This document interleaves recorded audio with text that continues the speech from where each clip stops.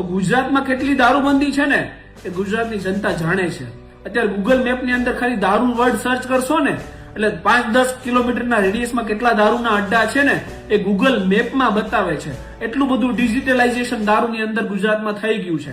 દારૂ, ડ્રગ્સ અને પટ્ટા ઉતારવા પર રાજકારણ ગરમ છે ત્યારે director general of police DGP એક રાજ્ય સેવકનું મેં ગઈકાલે એક સ્ટેટમેન્ટ સાંભળ્યું કે મારા ડિપાર્ટમેન્ટના લોકો કઈ ભૂલ કરે ત્યારે ડિપાર્ટમેન્ટ બહારના લોકો મારા અધિકારીઓને કઈ કહી જાય તો you are the leader of the force. પણ ડિપાર્ટમેન્ટના બહારના કોઈ વ્યક્તિ મારા અધિકારીના કર્મચારીને કોઈ કહી જાય, તમારા અધિકારી કર્મચારીને કહી જાય, અહીંયા સાલું એ નથી સમજાતું કે ગુજરાત પોલીસ એ કોઈ કરિયાવરમાં લઈને આવી છે, ગુજરાત પોલીસ એ કોઈના બાપ દાદાની પેઢી છે, કોઈ ખાનગી સંસ્થા છે। ગુજરાત પોલીસનો પગાર એ જનતાના ટેક્સના પૈસામાંથી થાય છે કે કોઈ શેઠેનો પગાર કરે છે। ગુજરાત પોલીસનું કામ એ જાહેર જનતાની સુખાકારી, સલામતી અને શાંતિ માટે કાર્ય કરવાનું છે।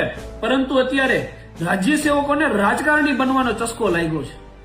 રાજકારણીઓ સાથે સ્ટેજ ઉપર બેસવું, રાજકારણીઓની જેમ પોતાની ગાડી આગળ પાછળ 2 પીસીઆર વાન લઈને રખડવું, જાહેર જનતાના ટેક્સના પૈસાનો ડીઝલ સ્વરૂપે ધુવાડો ઉડાડવો, મોટિવેશનલ સ્પીકરો બનવું, નેતાગીરી જાળવી સ્ટેજ ઉપર આવીને જે ડ્યુટીનો સમય એને જનતાની સેવા માટે ફાળવવાનો છે એ માન સન્માનના સમારોહમાં જઈ અને વેસ્ટ કરવો, આ બધું કાર્ય અત્યારે રાજ્ય સેવકો કરતા થઈ ગયા છે।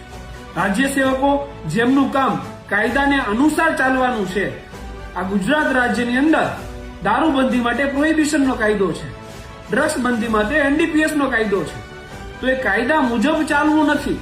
પરંતુ જેના માટે કાયદો નથી, જેમ કે કોઈ વ્યક્તિ વિરોધ કરે, ખોટાને ખોટું કહે તો એનો અવાજ દબાવવા માટે કોઈ કાયદો નથી।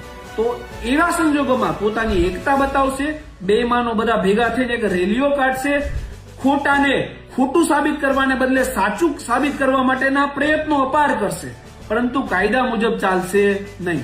હું તો કહું છું કે તમારથી જો વિરોધ સહન ના થતું હોય તો કોન્સ્ટિટ્યુશનલ અમેન્ડમેન્ટ લાવો, બંધારણીય સુધારા લાવો કે જો કોઈ પણ વ્યક્તિ સરકાર કે રાજ્ય સેવકોની વિરુદ્ધ વિરોધ કરે તો એને ફાંસીની સજાની જોગવાઈ।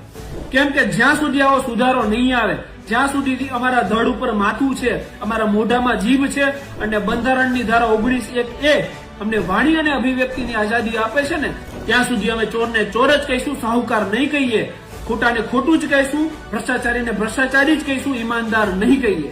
કારણ કે અમને ખોટાને સાચું કહી અને ચાટવાની ટેવ નથી। હું અહીંયા 100% એક વાત કહીશ કે કોઈ પણ રાજ્યના નાયબ મુખ્યમંત્રીને તૂતા કહીને બોલાવવા એ કોઈ પણ સંજોગોમાં